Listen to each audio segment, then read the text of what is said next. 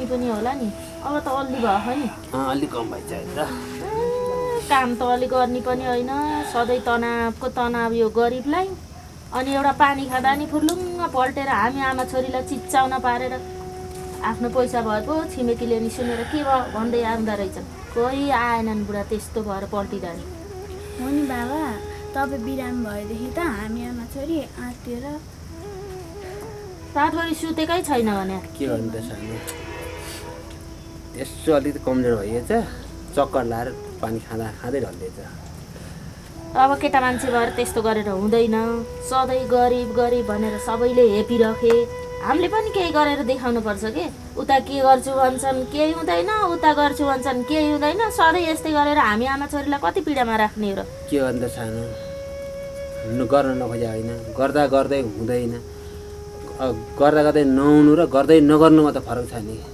प्रयास त नगरे होइन नि मैले नि हस् जे हो नि होस् अब आइपुग्यो दसैँलाई त हामीले यसो यताउति गरेर भए पनि मनाउनु पर्यो नि त छोरी छ छोरी र अराउली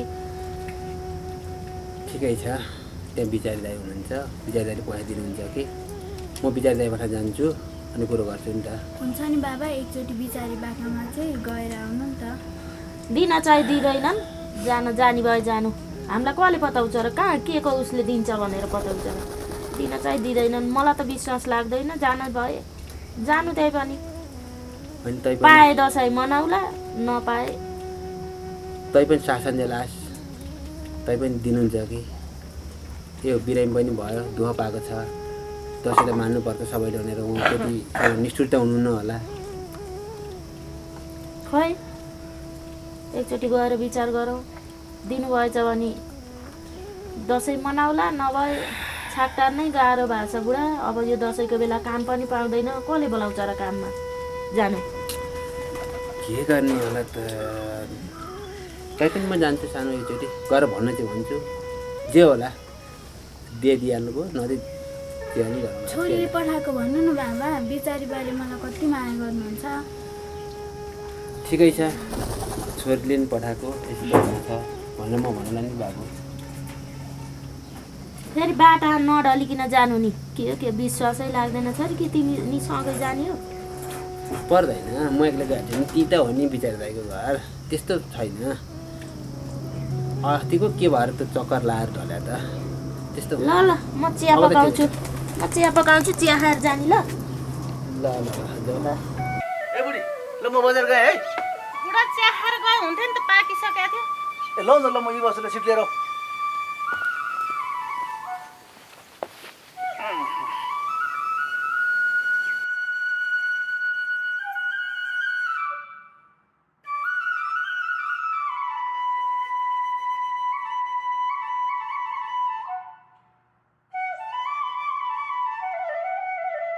भरे छिटै आउनु नि फेरि ल ल त्यो घर सरसफाइ गर्दै गर म चाँडै आइहाल्छु नि हुन्छ म सरसफाइ गर्दै गर्छु तपाईँ भरे छिट्टै आउनु नि फेरि हुन्छ म चाँडै फर्क्यौँ ल बरु सामानको लिस्ट बनाऊ कि फेरि बिर्स्यो भने त फेरि फर्केर जानु पर्ला भइहाल्छ नि बुढा भरे आउँदाखेरि राम्रो साडी ल्याइदिनु नि फेरि भइहाल्छ नि आफ्नो प्यारी बुढीले म ल्याइदिनु होला त हस् मेरो बुढा कति राम्रो हुनुहुन्छ आहा तिम्रो जिस्कुन मैले अझै गएको छैन के तिमीले बजार गएपछि राम्रो साडी लिएर आउँछ नि त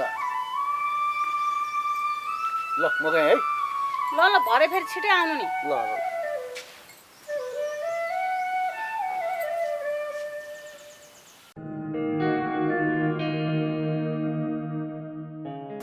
तिमी पनि के हो पहिलाभन्दा यस्तो क्युट भएछ हौ साँच्चीकै राम्रो छु र आहा हेर्नु त कति राम्रो है त झन् राम्रो छ क्युट छ तिमी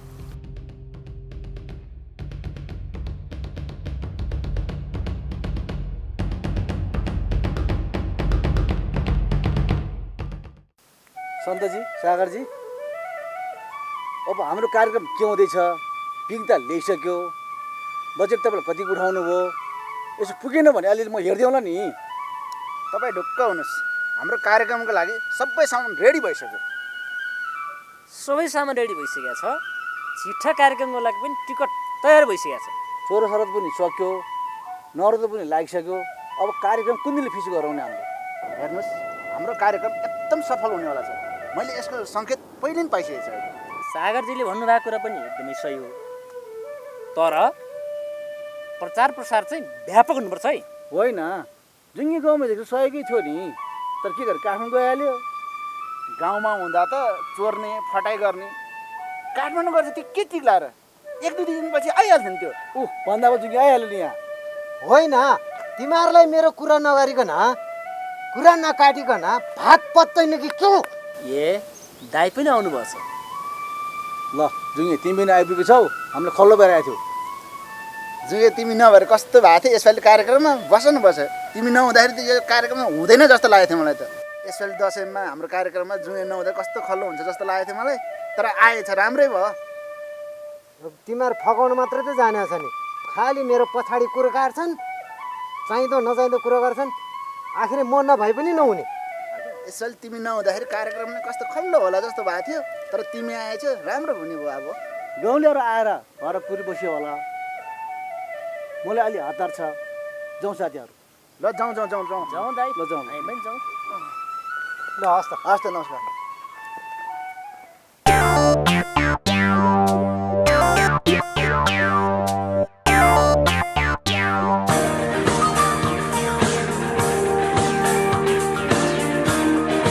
हेलो ल ल अब त्यहाँ सिद्धिन ला त्यो सारा देख्दैन सिद्धि नगरा चुप लाग यहाँ कुरा गर्दैछु देख्न यहाँ सारा गर्दैछु म। अब त्यहाँ पोको पारेर स्याउ केरा सुन्तोला सिधा 5,000 रुपियाँ हाल्न चाहिँ नि, तर छोरीलाई चाहिँ पठाइदिए मेरो घर। ल ल ल कति कार राख्छ यो? ल पिण्ड बटारिस ल अब त्यहाँ चाहिँ राख, पिण्ड पूजा गर। ल तेरो बाबुको श्राद्ध सिद्धियो, अब पिण्ड लगाएर चाहिँ खोला सेलाइ आइज। मेरो अन्त पनि श्राद्ध गर्न जान्छ म हेडी।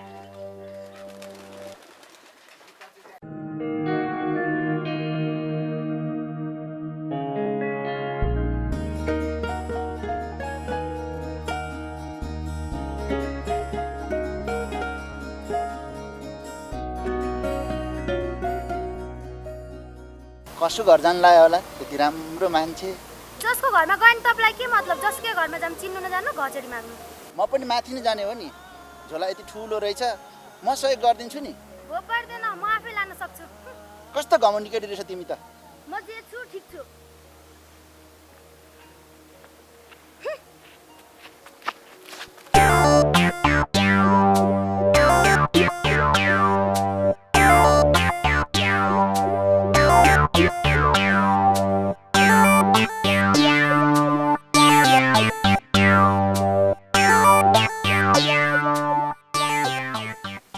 सागरजी, ओ सागरजी, होइन कता जानुभएछ? ओ सागरजी,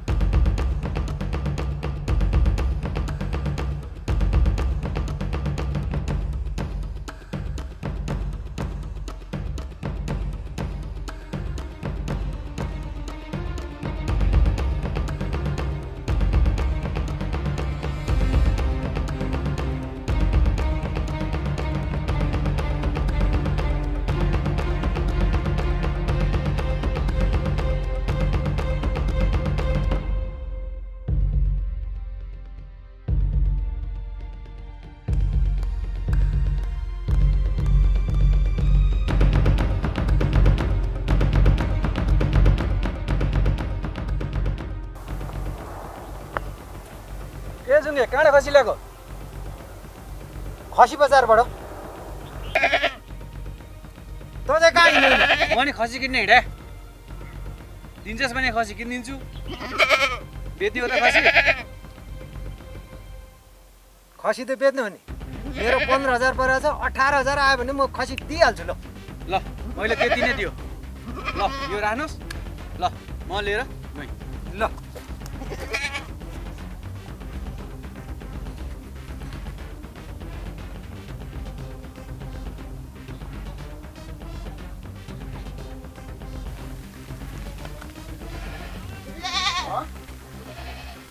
मेरो बाख्रा त 6वटा थियो 5वटा मात्रै छ एउटा बाख्रा कसले चलेछ गाउँमा जुई आज पक्कै त्यही जुइले चल्छ यसलाई मैले भेट्यो भने जानेछु के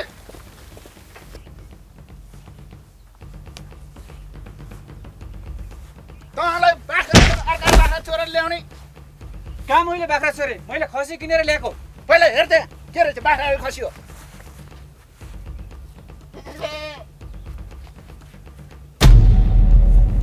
जुङ्गेले त मलाई झुक्याएछ जुङ्गे छ मैले भर्खर खसी किनेको देखिस् न यहाँ बाख्रा खसी हो चिनिस् नि यो त मेरो बाख्रा हो यो त बाख्रा रहेछ ला जुङ्गेले त मलाई खतम बनाइहालेछ नि त जेसुकै गर यो बाख्रा त मेरो हो मैले लिएर गएँ खसी भनेर लिया बाख्रो परेछ बिचारीसँग पैसा मागेर ल्याएको थियो 20,000 रुपियाँ त्यो पनि खतम भयो सागरले बाख्रो पनि लिएर गयो ला यसपालिको दसैँ नै सस्यो नि मेरो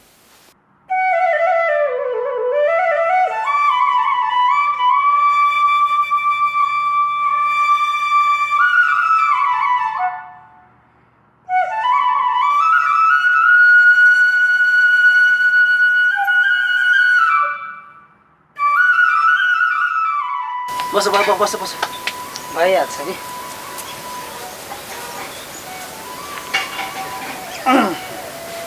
ए बुढी बाहिर आऊ त ए भाइ पनि आउनु भएछ बाबु चिया खान जाउँ न है होइन म चिया खानु उसको अलिक खर्च लिएर जाउँ नि त होइन मलाई खर्च चाहिँदैन मैले गाउँको बिचारी बा भनेर पो सहयोग गरेँ त म अहिले जान्छु हस् त बाबु बिस्तारै जा है बाबु हुन्छ ल सबै सामान मैले ल्याइसकेको छु ए हो अनि सबै सामान ल्याएपछि मलाई साडी ल्याइदिनु भयो त बुढा तिमीले पनि ल्याएको छु भने सारी हे तेरीको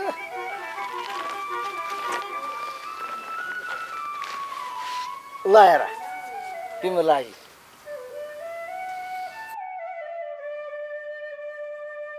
आहा बुढा राम्रो पो रहेछ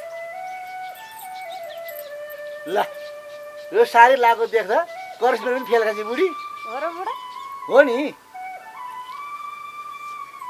तपाईँ पनि कति जिस्काउनुहुन्छ बुढेसकाल लगाइसक्यो पनि बुढा हाइट 16 वर्षको कलकत्ता जोबन्द लागिरहेको छ मलाई के को बुढो अझै पनि जमानी जस्तो लाग्छ हाइट के भन्छौ जान हेर अझ पनि एक दुईजनालाई त यसो घुमल जस्तो लाग्छ त हो कसो मैया जति बुढो त्यति फुँडो सामान चाहिँ थन्काउनु पर्दैन गफ मात्र गरेर पनि ल सामान लिएर हिँड ल आइज ल बो उचाल त तल तल तल तल तल उचाल ल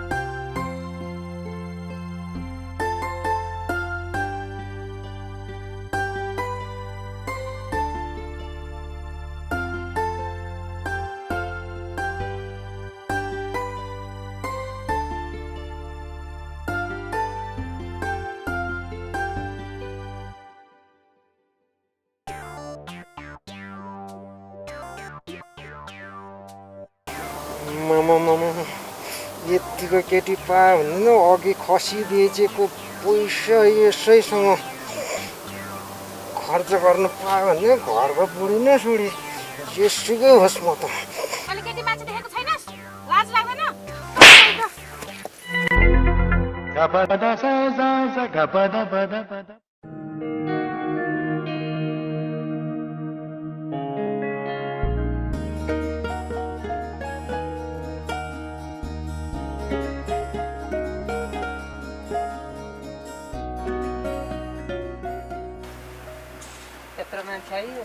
दिनुहुन्छ होला। बिचारी बा ए बिचारी बा हजुर बिचारीबालाई भेट्न आएको। ए बिचारी बा त उहाँ तलतिर गाउँतिर घुम्नु जानुभएको छ, आउने बेला हुन्ला। म चकट लिएर आइहाल्छु।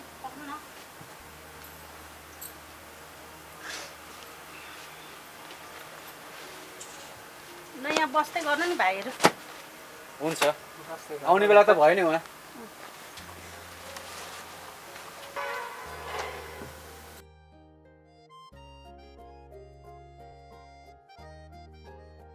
ओहो भाइ बहिनीहरू त आइपुगिसकेको छ त। बिचारी बा नमस्ते है। नमस्कार नमस्कार। म पारी एउटा मिटिङ थियो, मिटिङ गएर अब अलिक ढिला भयो। बुढी दुध लिएर आऊ त।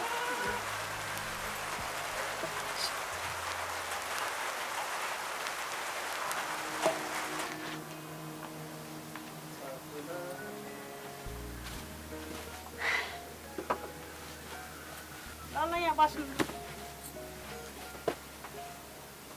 ल यति मिलाउने ढङ्ग पनि छैन तिम्रो। राख्छु त। ल भाइ बहिनीहरू के कतिमा आइपुग्यो यहाँ। अब दसैँ पनि आयो, यसो अलिअलि घरमा किनमेल गर्नुपर्ने, पैसा पनि थिएन। अनि हजुरले अलिअलि सहयोग गर्नुहुन्छ कि भनेर आएको। भाइहरू चाहिँ आइपुग्यो, तर म खाली हात चाहिँ पठाउँदिनँ। तर ऋणी गरेर दसैँ मान्नुपर्ने चाहिँ होइन है। हामीसँग जे छ त्यसैले खुसी मान्ने दसैँ मान्ने हो नि, होइन र? हाम्रो नेपालीको बुद्धि सबै ऋणी गर्ने, ठुलै दसैँ मान्ने भन्छन्। त्यो भ्रममा चाहिँ हामी नजाउँ है। मेरो बुबा नि बिरामी हुनुहुन्छ, कहीँबाट आम्दानी छैन। हजुरले अलिअलि ऋण दिनुहुन्छ कि भनेर आएको। मलाई पनि अलिकति समस्या छ, दसैँ मान्नै पर्यो, त्यसैले अलिकति ऋण दिनुहुन्छ कि भनेर आएको। ए बुढा, गाउँको मान्छेको बानी त थाहा छँदैछ होला। पैसा दिँदाखेरि अलिकति विचार गरेर दिनु नि फेरि। गाउँले भाइ हो, तिर्ला नि त। खोइ दिन्छन् दिँदैन के थाहा। तिर्छ। ल तिमीलाई 5,000 र तिमीलाई 5,000 डानी। तिमीलाई कति राम बाबु? मलाई 20 जति पाए हुन्थ्यो बा। ल तिमीलाई 20,000। ल तर एउटा कुरो सुन, पैसा लान सजिलो हुन्छ, तिर्न गाह्रो हुन्छ। तर तिमीहरूले म जतिको बाहिर नरम देखेको छु नि, तर त्यो चाहिँ होइन है। तर भित्र त मेरो कडा छ, पैसा समय तिर्नु नि। हुन्छ बिचारी बा।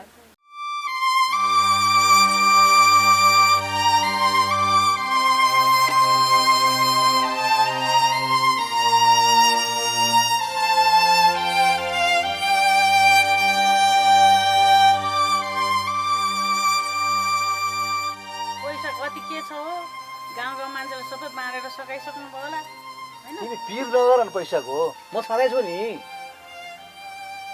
हजुर नमस्कार बिचारी बा। ए नमस्ते नमस्ते। तिमी पनि आइपुग्यो राम? बस न, बसेर कुराकानी गरौँ ल। के गर्नु बिचारी बा, बिरामीबाट भर्खर उठेँ म। मसँग दसैँ मान्ने पैसा 1 रुपियाँ पनि छैन। मलाई अलिकति पैसा चाहियो, ऋण दिनु पर्यो। तिमी समयमै आइपुगेन राम, दिने मन त थियो नि। भएको पैसा सबै मैले गाउँले बाँडिसकेँ। हेर भाइ, चित्त नदुखाऊ।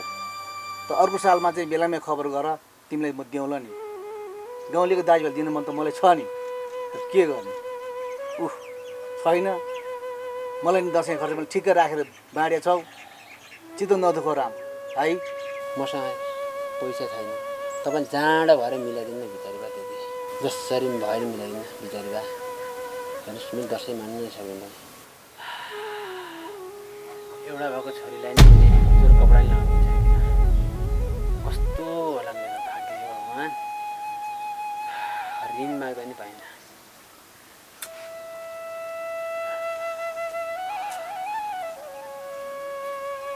यसले पैसा दिएर के गर्ने?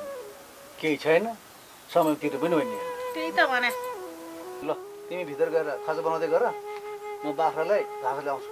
ल ल म खाजा बनाइहाल्छु। ल